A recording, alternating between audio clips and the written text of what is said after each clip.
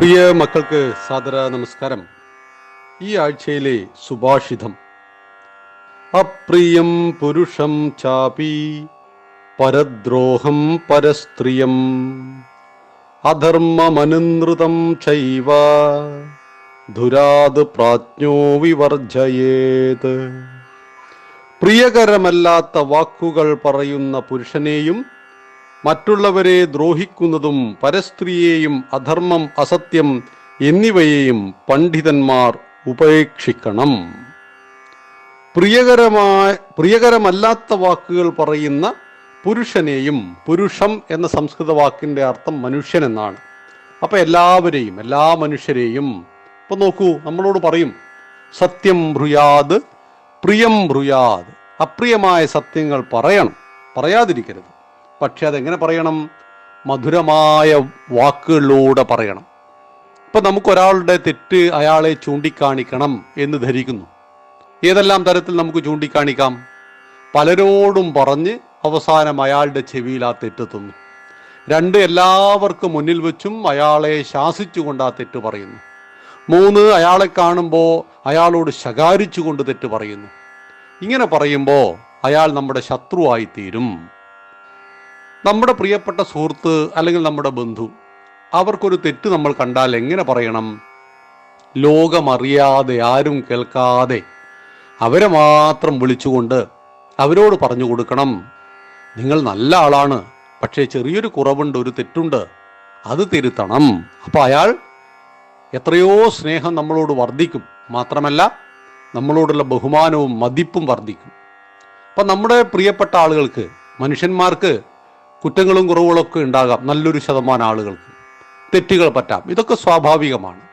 ഇങ്ങനെ പറ്റുന്നതിൽ ക്ഷമിക്കാൻ പറ്റുന്നതിനെ ക്ഷമിക്കണം, തിരുത്താൻ പറ്റുന്നതിനെ തിരുത്തണം.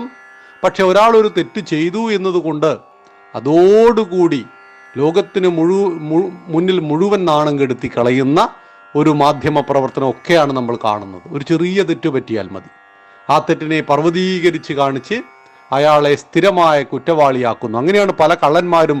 ആദ്യം ചെറിയൊരു കളവ് നടത്തുന്നു. ആ കളവ് നടത്തിയതോടുകൂടി ആ സമൂഹം അവനെ കേസ് പ്രശ്നങ്ങളൊക്കെയായി കള്ളൻ എന്ന പേര് കൊടുക്കുന്നു.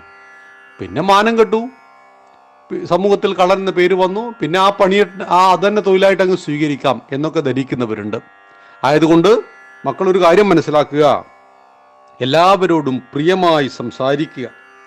പരദ്രോഹം, ആരോടും ദ്രോഹമരുത്. പരസ്ത്രീകളെ, ഇത് വിവാഹിതരായിട്ടുള്ള ആളുകൾക്കും അല്ലെങ്കിൽ പുരുഷനും സ്ത്രീയും പാലിക്കപ്പെടേണ്ടതാണ്. പരസ്ത്രീകളെ പ്രാപിക്കാതിരിക്കുക, ഭാര്യയും ഭർത്താവും പരസ്പരം സ്നേഹിക്കുക, വഞ്ചിക്കാതിരിക്കുക, ഇതൊക്കെ ഉണ്ടാവണം. അധർമ്മത്തെ ചെയ്യാതിരിക്കണം, അസത്യം, ഇതെല്ലാം തന്നെ ആരുപേക്ഷിക്കണം?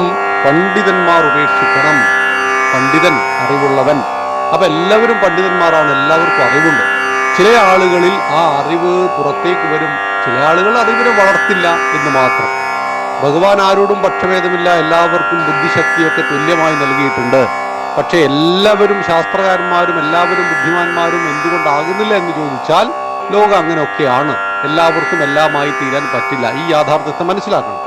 എന്നാൽ നമ്മൾ എത്രത്തോളം നമ്മുടെ ബുദ്ധിയെ വികസിപ്പിക്കുവാൻ ആവശ്യമായ കർമ്മങ്ങൾ ചെയ്യുന്നു എന്ന് ചോദിച്ചാൽ അത് വളരെ വളരെ കുറവാണ്. എന്തെങ്കിലും ചെയ്യാൻ പറയുമ്പോൾ നമ്മൾ വീട്ടിൽ അമ്മമാരോട് പറയും, അച്ഛനോട് പറയും, എന്നെ ബുദ്ധിമുട്ടിക്കരുതേ എന്ന്. ബുദ്ധിക്കൊരു പണിയും കൊടുക്കുന്നത് ആൾക്കും ഇഷ്ടമല്ല. അതുകൊണ്ട് എല്ലാവരും ഈ പറഞ്ഞ കാര്യങ്ങളെ ഉപേക്ഷിച്ച് സത്യത്തെ, ധർമ്മത്തെ സ്വീകരിച്ച് മുന്നോട്ട് പോകണമെന്നാണ് ഈ സുഭാഷിതം പഠിപ്പിക്കുന്നത് എന്ന് മനസ്സിലാക്കുക. നന്ദി, നമസ്കാരം. വന്ദേ മാതരം.